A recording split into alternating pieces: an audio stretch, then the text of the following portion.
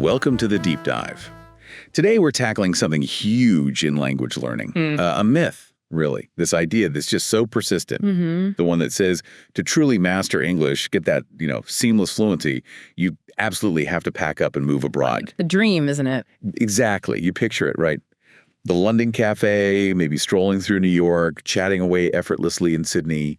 It's this really powerful image, almost like fluency just seeps in through the air. Cultural osmosis. And look, it is inspiring. That dream motivates a lot of people. But let's be honest, for so many, it's just a massive barrier. Yeah. You've got money issues, family, your job, visas. I mean, moving your whole life, it's often just not feasible. So that brings us to the core question for this deep dive. Does that mean top-level English, real C2 proficiency is just off the table for you? And the answer we want to explore is a pretty resounding no, right? Absolutely not. We're not just going to say no. We're going to show you how it's possible. Okay, good. Yeah. And for you listening, you've probably already climbed incredibly high. If you're around C1 level, that's amazing. Seriously impressive. You can handle complex stuff, express yourself clearly, understand most things. But maybe you feel like you've hit a bit of a wall, a plateau. You're good, yeah. But maybe missing that, I don't know, the music of the language, the natural idioms, that easy rhythm. That final polish. Right. And the old advice always says, go abroad, immerse yourself to bridge that C1, C2 gap. So this deep dive, it's specifically for you, the C1 learner, aiming for true mastery without leaving your home base. Exactly. Our mission today is, well, it's pretty clear. We're in 2025. The world's incredibly connected. The whole idea of immersion has shifted. It has to, yeah. So we're going to pull apart that old myth. We'll guide you in creating an English immersion zone right where you are in your own home. And honestly, it can be more intense, more focused, and frankly, more effective than just passively living somewhere else. More effective. Yeah. This is about building your world, your tailored environment, to make that final, really rewarding jump to C2. Okay, let's dive in. We should start by acknowledging why that go abroad idea is so sticky. There are real attractions to geographic immersion, aren't there? Oh, definitely. When you're actually there, English is just everywhere. Constant exposure, ordering coffee, reading street signs, TV ads, just overhearing people. And the necessity factor. Right. You have to use it for basic things, right? Getting groceries, asking directions. It pushes you. No safety net. Exactly. And then there's the cultural bit. You soak up nuances, humor, how people interact. That stuff is deeply tied to the language. These benefits, they're real, especially, I think, for beginners getting the basics down. But here's the twist you mentioned earlier for advanced learners, right? This is where it gets really interesting.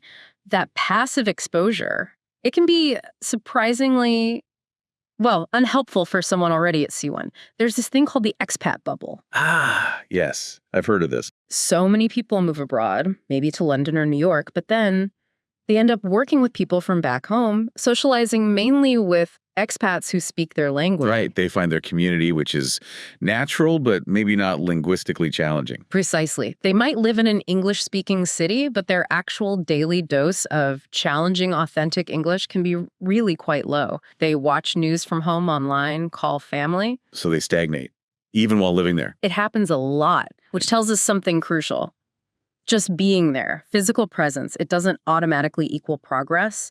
Immersion isn't passive. It has to be an active process. You have to engage. Okay, so if living abroad isn't the guaranteed magic bullet, especially for C1 folks, does that mean the person studying hard at home actually has an edge, a kind of home advantage? That's exactly the reframe. You might not be ordering that flat white in Melbourne. Sadly, no. But you can do something potentially much more powerful. You can consciously, systematically build a high-intensity, customized English world around you. Customized. That sounds key. It is. Think about it. The person in the expat bubble might just be getting random, maybe quite simple English input. But you, at home, you get to curate it. Choose the inputs. Exactly. Fill your world not just with basic chat, but with the complex, sophisticated English relevant to your job, your intellectual interests, your specific goals. You control the quality and the focus. That active, curated immersion, that's the engine for pushing from C1 to C2. That's a really powerful way to think about it. It sounds like the biggest hurdle between C1 and C2. Maybe it isn't just vocab lists or grammar rules anymore. Often it's really not. At this level, so much comes down to mindset. It's a fundamental shift in how you relate to English. How so? You have to stop studying it like a school subject, and start actually living in it like an authentic user. Okay. The language stops being just rules and lists. It becomes your tool, your vehicle for thinking, for working, for exploring things you care about. I see that. So the motivation changes too. It's not, oh, I should practice my English reading. Yeah. It's more, wow, this article in The Atlantic on AI looks fascinating. I want to read it. right. Or instead of, I need to watch an English movie, it's, oh, that director's new film is out. I'm excited to watch it. And yeah, I'll watch it in English. It's driven by genuine interest, not just obligation. It transforms everything. That makes sense. But what about mistakes? At C1, you're good, but you also know when you mess up. Does that create fear? Ah, yes. The perfectionism trap. It's a huge one for C1 learners. You're so aware of the nuances that you become hyper-aware of your own small errors. Leading to silence. Exactly. Fear of speaking, fear of writing. To get to mastery, you have to embrace what I call productive failure. Productive failure, okay. Every mistake you make and notice is gold. It's a learning opportunity. The goal shifts from avoiding errors to bravely pushing your boundaries. Try that complex sentence. Use that idiom you're not quite sure of. And if it bombs. The feedback, whether it's someone correcting you or you just realizing, oh, that didn't land right, that feedback sears the correct form into your brain way better than any textbook. Fluency is genuinely forged in the fire of trying to communicate. Okay, that takes some pressure off. What about the goal of sounding like a native speaker? People get really fixated on that. Oh, that's such a common and honestly unhelpful goal. My first question is always, which native speaker? Yeah, good point. Someone from Texas, London, Sydney, Toronto. They all sound different. Exactly. There's no single native standard. The real goal for C2 isn't mimicking some specific accent. It's about operating like a skilled user of the language. Operating like one. What does that mean in practice? It means redefining fluency for this level. It means precision and nuance, being able to express subtle differences in meaning. Using the right word, not just an okay word. Precisely. It means flexibility, shifting your style, your tone for any situation, formal or informal. It means effectiveness, actually using the language to achieve what you want to achieve, to persuade, to explain, to connect. Automaticity. And automaticity, yes. Yeah. Processing English, understanding, speaking, without having to constantly think about the mechanics. Your brain power goes to the message, not the grammar. And that version of fluency, totally achievable from home. Right. So we're building this borderless classroom at home. Where do we start laying the bricks? What's the practical first step? It starts with your digital world, your phone, your laptop. This is foundational and I'd say non-negotiable. Got it. Change the default language setting on everything. Your phone OS, your computer, your web browser, your social media apps. Switch them all to English. Seems small, but impactful. Hugely. Think about it. Every notification, every menu option, every software update becomes a tiny English lesson, a microdose. It just normalizes English as the background operating system of your life. It's always there. Okay, that makes sense. So you're immersed just by default. What about actively choosing content, media? This is where C1 intentionality comes in.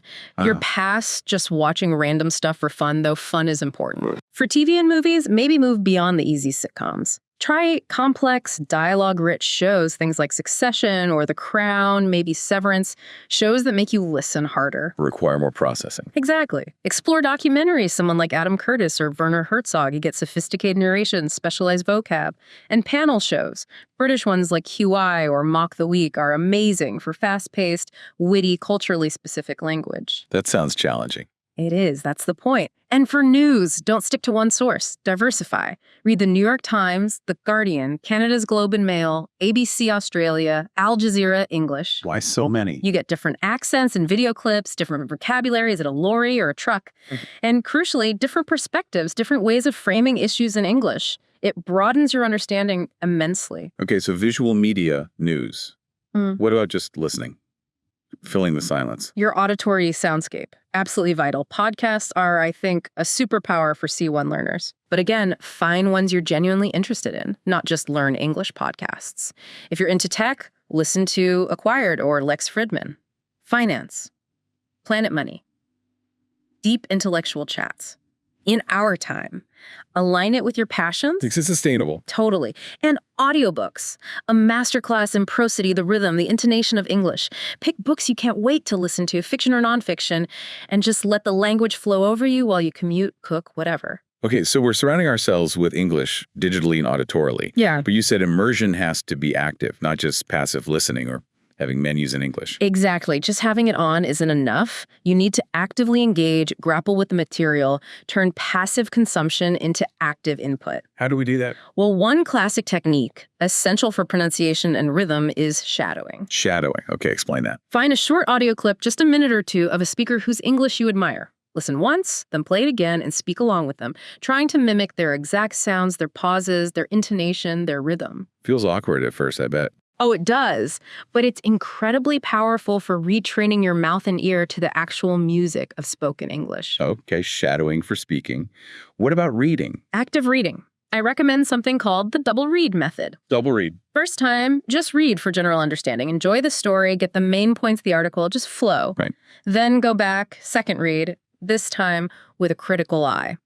Get out a highlighter, a notebook, whatever works. Look up words you didn't quite get. Analyze how sentences are put together.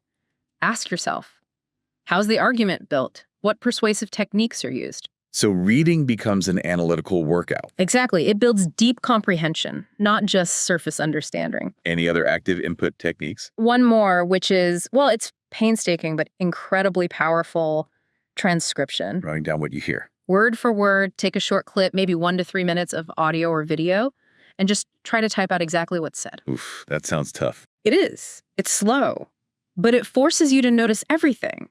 Every little word, every contraction, every hesitation sound like or ooh. It sharpens your listening acuity like almost nothing else. You start hearing details you completely missed before. Okay, active input is crucial. But language isn't just input, right? We need output. We need to actually use it. Output is everything. That's how you activate all that knowledge you're absorbing. You have to practice producing the language consistently. Where do we start with output? Writing feels maybe less intimidating than speaking for some. It can be. So start with low-stakes writing. The key here is consistency, not perfection. Low stakes. Like what? Like journaling for 10 minutes every day in English. Just write about your day, your thoughts, your plans, no audience, no pressure. It's a safe sandbox to just write. Get words on paper or screen. Exactly. And participate in online communities related to your hobbies. Photography forums, cooking blogs, Reddit groups for TV shows you like. Comment, ask questions, discuss things in English. The focus is the topic, not your grammar perfection. Real communication. Okay, that sounds manageable. What about higher stakes writing? Yes. Moving towards using English to build your professional or academic self. Oh. Use platforms like LinkedIn or X-Twitter. Don't just scroll. Write thoughtful posts about trends in your field. Share an interesting article, but add your own detailed comment in English, showing your expertise. Demonstrate your thinking in English. Precisely. And maybe even take the plunge. Start a blog, Medium, Substack, whatever. Commit to writing 1 solid article a month on a topic you know well. This is fantastic practice for structured, long-form writing, and it builds a portfolio that screams C2 ability. Okay, writing covered. Now, the big one for many, speaking practice. Finding good partners, especially at C1, is tough. It is the challenge. Language exchange apps, Tandem, HelloTalk, they can be okay for casual chat. Yeah. But at C1, you often need more depth. So how do you find better conversations? Be strategic. Look for exchange partners who are also advanced learners of your language so the motivation is balanced. Or find native speakers who share very specific interests so you can have deeper, more niche conversations. Beyond casual, how was your day? Exactly. But honestly, for targeted, rapid progress at this level, investing in professional tutors is often the most efficient route. Platforms like italki, Cambly, Reply. Is it worth the money? I strongly believe so, especially for C1 learners. You're not just buying conversation, you're buying expert feedback tailored to you. What can a tutor do for a C1 learner specifically? Oh, lots. They can pinpoint subtle grammatical errors you don't notice anymore, help you fine-tune word stress and intonation, huge for sounding natural, introduce sophisticated vocabulary and idioms and context. Role-playing, too. Absolutely. Role-play that job interview, that presentation, that difficult negotiation. And you can often find tutors who are professionals in your field, doctors, lawyers, engineers, for incredibly specialized practice. It's targeted acceleration. Wow, okay. One more thing on immersion. Thinking in English. Is that real? Can you actually practice that? It's absolutely real, and it's perhaps the final frontier of internal immersion. How do you do it? Just try to think in English. Pretty much. Make a conscious effort to narrate your daily life inside your head in English as you're making breakfast. Okay, need the eggs from the fridge. Where's the pan? Ah, there it is. Feels a bit weird, maybe. It does at first, like talking to yourself. But what you're doing is actively building and strengthening English language neural pathways. You're training your brain to default to English for thought rather than constantly translating from your native language. Yeah. It makes processing and speaking much more automatic over time. Theory is one thing, but real stories really bring this home. Let's talk about Javier. He's a cardiologist down in Medellin, Colombia. Okay. Brilliant doctor, but he needed top-level C2 English. Why?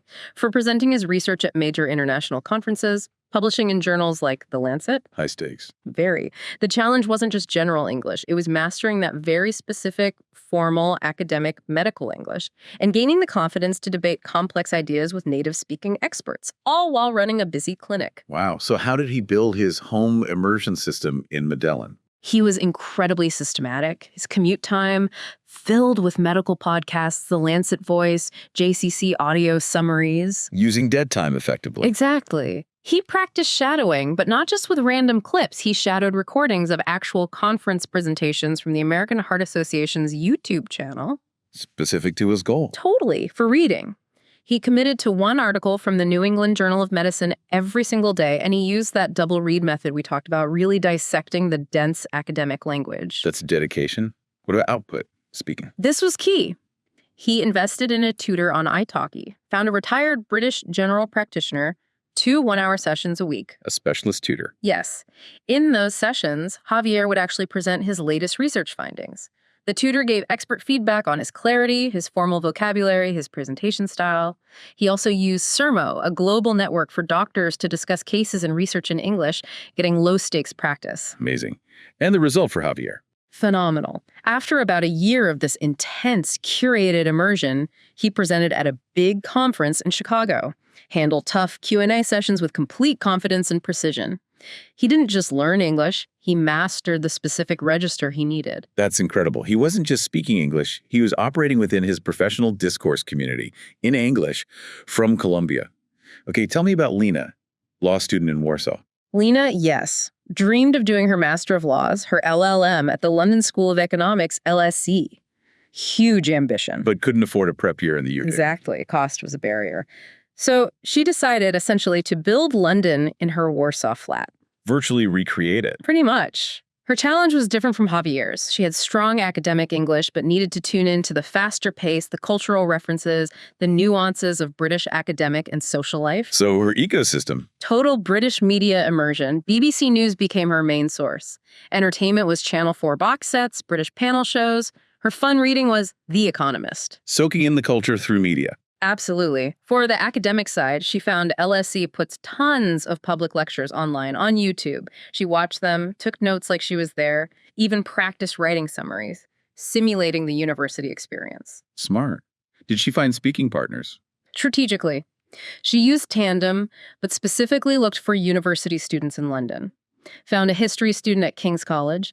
They set up weekly video calls, part language exchange, part cultural intel gathering about UK student life. Clever. And she joined her university's English language debate club. Huge confidence builder. Forced her to think fast, structure arguments, use persuasive language under pressure. And the outcome for Lena? She absolutely smashed her IELTS exam, got an 8.5. But more importantly, when she was accepted and actually arrived at LSE in London, she said she felt almost zero language shock. Her year of intense self-design immersion had prepared her so well, maybe even better than a generic foundation course. So for those pushing from C1 to that true C2 mastery, the focus really sharpens, doesn't it? It's about the finer points now. Like what specifically? Nuance, register, style.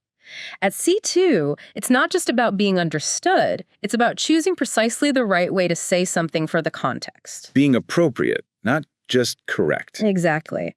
You need to become an analyst of the language. Try this. Pick a topic, say a new government policy. Find different texts about it. an academic paper, a report in a quality newspaper like The Guardian, maybe a tabloid article, and then find a discussion thread on Reddit. Okay. Compare them. Yes. Actively compare the vocabulary used, the sentence structures, the overall tone. How does the language change between formal analysis, news reporting, sensationalism, and casual online chat? Notice those differences. Become a language detective? Kind of, and then experiment yourself. Take a paragraph you've written formally and try rewriting it in a casual, witty tone. Or take something informal and make it sound academic. Play with style. That sounds like a really advanced exercise. It connects to developing that feel for the language, right? That intuition. Absolutely. That elusive sense of what just sounds right or feels a bit off. It's hard to teach directly, but you can cultivate it. Prosody is huge here. That's the music of English, the rhythm, the stress patterns, the intonation. Shadowing, as we said, is great for this. Anything else? Try reading English poetry aloud. Pay attention to the cadence, the flow. Or watch great actors, Cate Blanchett, Benedict Cumberbatch. Notice how they use their voices, the rise and fall, the pauses. It's mastery of prosody. So absorbing the sound patterns. Yes, and just consuming massive amounts of high-quality input. Yeah. Really good writing, really good speaking. Over time, your brain starts to build its own internal subconscious model of the language. That's where that feel comes from. It's pattern recognition on a huge scale. Okay. And feedback. At this very high level, does the type of feedback you need change? It has to.